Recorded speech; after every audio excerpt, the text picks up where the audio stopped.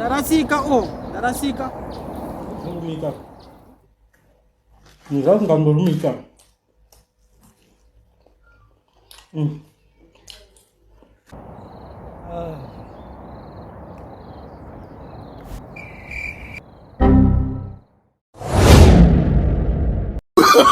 Oh, no, no, no, no.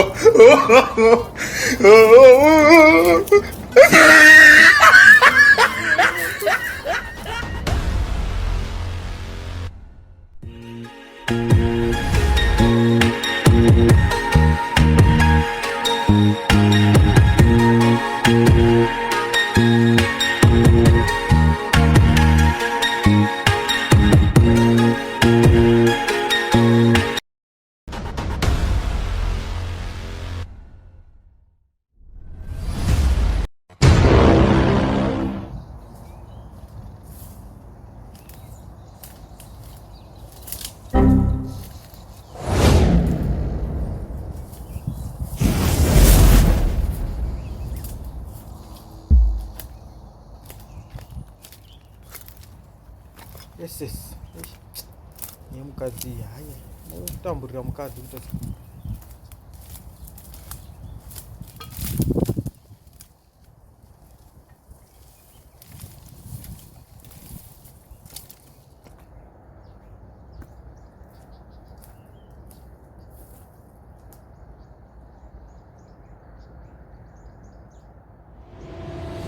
Yes. Ishumba kaiti. Yes.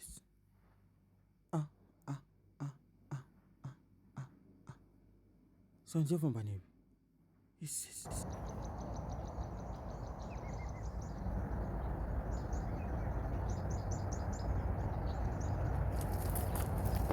Deuteronomy 5 verse 16 inotaura kuti kudza mai nababa vako kuti mazuva ako ekurarama panyika awedzere.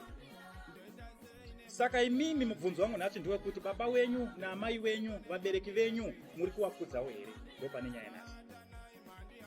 Vamwe makaenda kudiaspora, vamwe muri kuJubek, vamwe muri kunana UK, vamwe muri kuTanzania, Botswana, nyika dzakasiyana, muZimbabwe macho chaimo. Ko amai vako uri kumbovarangarirawo here? Baba vako uri kumbovarangarirawo here? Zvavakakurera kusvika pastage yavari nhasi, wakugagaira uri mutauni maakudya mari muchifamba nemotokari, muchishanda mabasa anoshamisira. Mberi kwako unombochengetwa nani?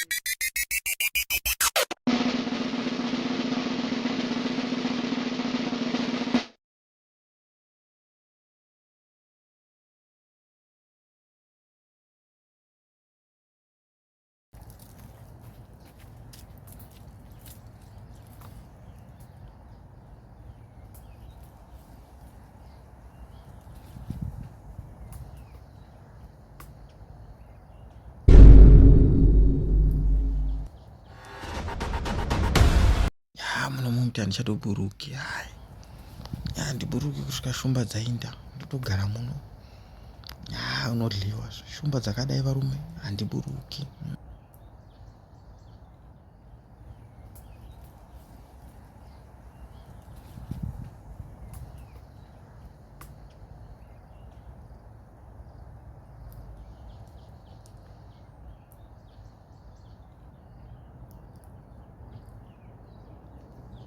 Dzinenge dzainda ngafira mumuti. Ndiburuki ndimanye chaizvo nditi.